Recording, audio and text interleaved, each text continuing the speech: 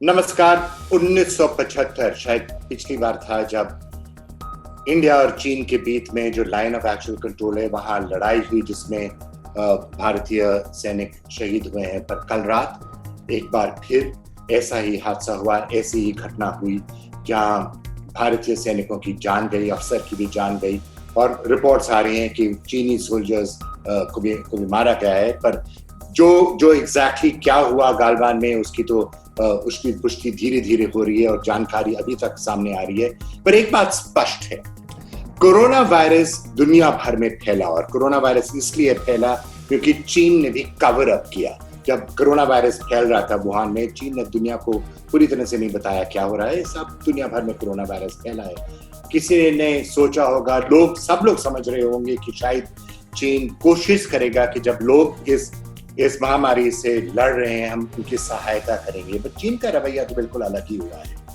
या हांगकांग है, या ताइवान है, या साउथ चाइना सीज है, जहां भी आप देखेंगे चीन का रवैया तो यही रहा है कि हम कोशिश करेंगे कि जो हमारे पड़ोसी हैं और जो हमारे इर्द गिर्द देश हैं उनको हम जितना भी हो सके उन पर दबाव डालेंगे। और भारत के साथ भी चीन यही कर रहा है। लद्दाख में चीनी सैनिक घुस आए हैं, भारतीय जो लाइन ऑफ कंट्रोल भारतीय साइड है उस साइड आ गए हैं, और लग रहा था, एक दो हफ्तों से लग रहा था कि शायद बातचीत से मामला सुलझ जाएगा। पर जैसे हमने देखा गालवान में जो कल हुआ, वो एक अलग ही किस्म का हादसा हुआ है। एक ऐसी घटना हुई है जो 30 या 40 साल से नहीं हुई है। और अब देखना पड़ेगा कि इसके बाद क्या होगा, क्या कदम भारतीय सरकार उठाएगी, क्या कदम शायद दुनिया को सोचना पड़ेगा चीन के साथ हमको क्या करना है। पर फिलहाल आपको दिखाते हैं गालवान में क्या हुआ और आज की मुख्य सुर्खियां। लद्दाख में चीनी सेना के साथ हुई झड़प में भारतीय सेना के एक अफसर और 2 जवान शहीद हो गए हैं। भारतीय सेना ने 16 जून को बताया कि गलवान घाटी में बीती रात चीन से एक हिंसक झड़प हुई। न्यूज एजेंसी ANI के मुताबिक सेना ने कहा है कि झड़प में दोनों पक्षों से जानें गई हैं। सेना ने बताया है कि हालात को शांत करने के लिए दोनों देशों के वरिष्ठ सैन्य अधिकारी बातचीत कर रहे हैं। सेना से जुड़े सूत्रों का कहना है कि चीनी सेना को भी काफी नुकसान हुआ है। PLA के कितने सैनिकों की मौत हुई है, हालांकि ये अभी साफ नहीं है। लद्दाख इलाके में 1962 के बाद ये पहला मौका है जब सैनिक शहीद हुए हैं। पूर्वी लद्दाख में 5 मई से ही भारत चीन के बीच हिंसक झड़प शुरू हुई थी। फिर 9 मई को उत्तरी सिक्किम में नाकुला दर्रे के पास भी झड़प हुई। हालिया गतिरोध की वजह पैंगोंग लेक के पास फिंगर इलाके में भारत की तरफ से एक अहम सड़क निर्माण है, जिस पर चीन को ऐतराज है।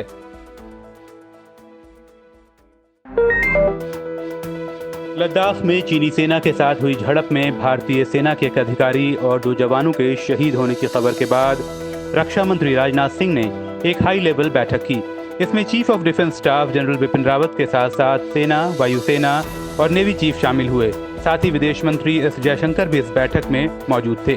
बैठक में चीन के मुद्दे पर सीमा के हालात को लेकर चर्चा हुई। आपको बता दें कि 1962 के बाद ये पहला मौका है जब चीनी सैनिकों के साथ झड़प में भारतीय सैनिक और अधिकारी शहीद हुए हैं। वहीं चीन ने भारत पर आरोप लगाया है कि उसकी सेना चीनी सीमा में दाखिल हुई और चीनी सैनिकों पर हमला किया। चीनी विदेश मंत्रालय ने उल्टा भारत पर इल्जाम लगाते हुए कहा है कि वो भड़काऊ हरकत न करे। लद्दाख की गलवान घाटी में भारत चीन सेना के बीच हुई हिंसक झड़प के बाद अब चीन शांति का राग अलाप रहा है। चीन के विदेश मंत्री वांग यी ने कहा है कि दोनों देश बातचीत के जरिए 2 तरफा मुद्दे को सुलझाने पर राजी हो गए हैं। वांग यी ने ये बातें चीन के सरकारी अखबार ग्लोबल टाइम्स से कही हैं। ग्लोबल टाइम्स के अनुसार चीनी विदेश मंत्रालय प्रवक्ता जाओ लिजियान ने बीजिंग में कहा है कि चीन ने भारत के पास विरोध दर्ज किया है और कहा है कि भारतीय सैनिक सीमा का उल्लंघन न करें। इस बीच लद्दाख में LAC पर भारत और चीन की सेनाओं में मेजर जनरल स्तर के अफसरों की बातचीत शुरू हो गई है।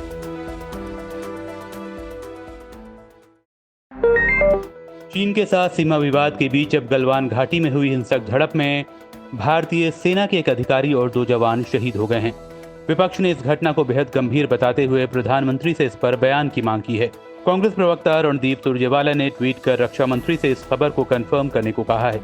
तो AIMIM नेता असदुद्दीन ओवैसी ने PMO और रक्षा मंत्री से इस मुद्दे पर बयान जारी करने को कहा है। सपा नेता अखिलेश यादव ने जवानों को नमन करते हुए सरकार से कहा है कि वो भारत चीन सीमा पर की वास्तविक स्थिति से देश को अवगत कराए। तो उधर जम्मू कश्मीर के पूर्व CM उमर अब्दुल्ला ने ट्वीट कर कहा है कि अगर सैनिक वापसी की प्रक्रिया के दौरान हमारे 3 जवान शहीद हो गए हैं तो युद्ध की हालात में क्या होगा। सोमवार रात चीनी सेना के साथ भारतीय सेना की हिंसक झड़प हुई। ये झड़प लद्दाख के गलवान घाटी में हुई। आपको बताते हैं कि क्या है गलवान घाटी का विवाद। लद्दाख और अक्साई चीन के बीच भारत चीन सीमा पर है गलवान घाटी। यहाँ पर वास्तविक नियंत्रण रेखा अक्साई चीन को भारत से अलग करती है। अक्साई चीन पर भारत और चीन दोनों अपना अपना दावा करते हैं। गलवान घाटी चीन के शिनजियांग और भारत के लद्दाख तक फैली है। यहाँ गलवान नदी बहती है। घाटी का नाम इसी नदी पर रखा गया है। 1962 में यहीं पर भारतीय सेना और चीनी सेना में जंग हुई थी। युद्ध के बाद दोनों देशों में एलएसी पर कोई निर्माण कार्य न करने का समझौता हुआ था। बाद में चीन ने समझौता तोड़ा, एलएसी के नजदीक कई निर्माण कार्य किए।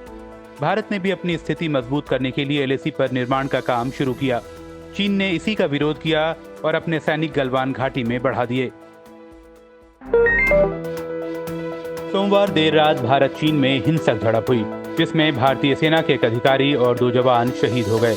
अब बीजिंग ने उल्टे भारत पर आरोप लगाया है कि भारतीय सेनाओं ने ही बॉर्डर क्रॉस करके चीनी सैनिकों पर हमला बोला। खुद चीन के विदेश मंत्री वांग यी ने कहा है कि भारतीय जवानों ने 2 बार बॉर्डर को अवैध रूप से पार किया और चीनी सैनिकों पर हमला किया। इस दौरान दोनों देशों के जवानों के बीच हिंसक झड़प हुई। उधर चीन के कुछ मीडिया रिपोर्ट में बताया गया है कि इस झड़प में चीन के भी 4 से 5 सैनिकों की मौत हुई है। हालांकि नंबर अभी कंफर्म नहीं है। चीन के सरकारी अखबार ग्लोबल टाइम्स की ओर से जारी बयान में चीनी विदेश मंत्री ने कहा है कि चीन ने भारत के सामने हिंसक झड़प को लेकर गंभीर आपत्ति दर्ज कराई है। भारत चीन के बीच हिंसक झड़प की खबर से लड़खड़ाया शेयर बाजार संभल कर हरे निशान पर बंद हुआ। सीमा पर तनाव से दोपहर बाजार का सेंटीमेंट भी बिगड़ा और एक वक्त निफ्टी 9800 के भी नीचे फिसल गया था, लेकिन फिर रिकवरी करते हुए 9900 के पार बंद हुआ। मंगलवार को सेंसेक्स 376 अंक की बढ़त के साथ 33,605 के स्तर पर बंद हुआ, जबकि निफ्टी 100 अंकों की तेजी के साथ 9914 पर बंद हुआ। HDFC bank, ICICI bank, Hindalco और जेएसडब्ल्यू स्टील के शेयरों में तेजी देखने को मिली। वहीं इंडसइंड बैंक, टाटा मोटर्स, इंफ्राटेल के शेयर लाल निशान पर बंद हुए। अपने विवादित नक्शे को मंजूरी देने के बाद भारत के साथ तनाव को नेपाल और बढ़ा रहा है। उत्तराखंड में तैनात एसएसबी के अधिकारियों ने बताया है कि नेपाल ने सीमा पर 5 नई चौकियां बना ली हैं। इसके अलावा ये खबरें भी आ रही हैं कि नेपाल ने भारत से जुड़ी सीमा पर 100 नई चौकियां बनाने का काम शुरू कर दिया है। दोनों देशों के बीच फिलहाल सीमा पर नेपाल की 121 चौकियां मौजूद हैं, जिसे वो अगले साल तक बढ़ाकर 221 करने की योजना बना रहा है। खुद नेपाल के गृह मंत्रालय के प्रवक्ता केदारनाथ शर्मा ने चौकियों की संख्या बढ़ाए जाने की पुष्टि की है। हालांकि उनका कहना है कि ये कवायद सीमा पर क्राइम को कंट्रोल करने के इरादे से की जा रही है। दूसरी तरफ मीडिया रिपोर्ट्स के मुताबिक नेपाल ये सब भारतीय सीमा पर ज्यादा से ज्यादा सेना तैनात करने के इरादे से कर रहा है और इस काम के लिए उसे चीन की शह मिल रही है। कोरोना वायरस से जंग को लेकर पीएम मोदी ने अपनी सरकार की पीठ थपथपाई है और कहा है कि भारत दुनिया के कई देशों से अच्छा कर रहा है। प्रधानमंत्री मोदी ने वीडियो कॉन्फ्रेंसिंग के जरिए मुख्यमंत्रियों से बात करते हुए कहा कि भारत में मृत्यु दर काफी कम है और रिकवरी रेट 50% से ऊपर चला गया है।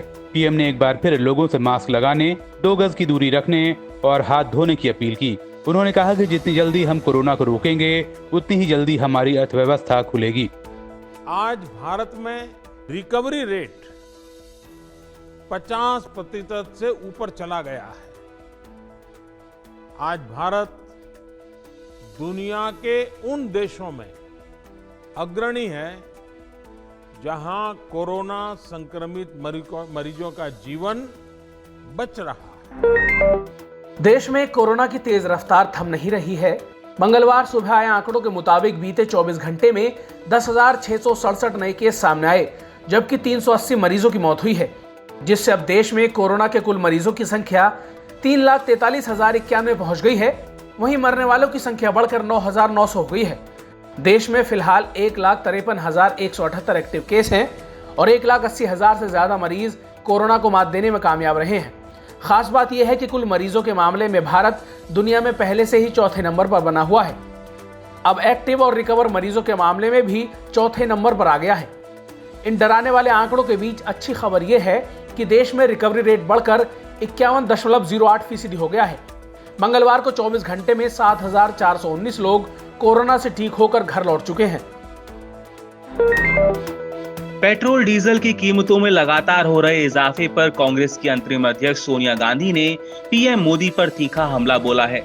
सोनिया ने प्रधानमंत्री मोदी को एक चिट्ठी लिखी है जिसमें उन्होंने कहा है कि संकट के वक्त में आपकी सरकार लगातार तेल के दाम बढ़ा रही है और इससे सैकड़ों करोड़ रुपए कमा चुकी है। चिट्ठी में सोनिया ने लिखा कि सरकार ने लॉकडाउन के बीच पेट्रोल डीजल के दाम बढ़ाकर करीब 2.6 लाख करोड़ रुपए कमा लिए हैं। कांग्रेस अध्यक्ष ने लिखा कि मुझे समझ नहीं आ रहा कि जब देश में इतनी नौकरियां जा रही हैं और लोगों को जीने तक का संकट आ रहा है तब सरकार इस तरह अपना खजाना क्यों बढ़ा रही है। उन्होंने मांग की कि सरकार को फौरन बड़े दामों को वापस लेना चाहिए। बता दें कि मंगलवार को लगातार 10वें दिन पेट्रोल डीजल के दामों में इजाफा हुआ है। असम सरकार ने स्प्रिंटर हिमा दास का नाम राजीव गांधी खेल रत्न के लिए भेजा है। वो इस अवार्ड के लिए नॉमिनेट होने वाली सबसे युवा खिलाड़ी हैं। हिमा ने साल 2018 में बेहतर प्रदर्शन करते हुए फिनलैंड में हुए अंडर 20 वर्ल्ड चैंपियनशिप में वैश्विक खिताब जीता था और ऐसा करने वाली देश की पहली महिला ट्रैक एथलीट बनी थी। असम के खेल सचिव दुलाल चंद्र दास ने खेल मंत्रालय को पत्र लिखकर भारतीय स्प्रिंटर के नाम की अनुशंसा की है। हिमा से पहले भाला फेंक खिलाड़ी नीरज चोपड़ा, पहलवान विनेश फोगाट, टेबल टेनिस खिलाड़ी मनिका बत्रा, महिला हॉकी कप्तान रानी रामपाल और क्रिकेटर रोहित शर्मा का नामांकन भी देश के सर्वोच्च खेल पुरस्कार के लिए किया जा चुका है। मानसिक बीमारी के रोगियों के इलाज के लिए बीमा को लेकर दायर याचिका पर सुप्रीम कोर्ट ने मंगलवार को सुनवाई की। सुनवाई के बाद शीर्ष अदालत ने भारत सरकार और बीमा नियामक और विकास प्राधिकरण को नोटिस जारी किया है। सुप्रीम कोर्ट ने केंद्र सरकार और बीमा कंपनियों पर निगरानी रखने वाली संस्था IRDA से पूछा है कि आखिर मानसिक रूप से बीमार मरीजों को बीमा क्यों नहीं दिया जा रहा।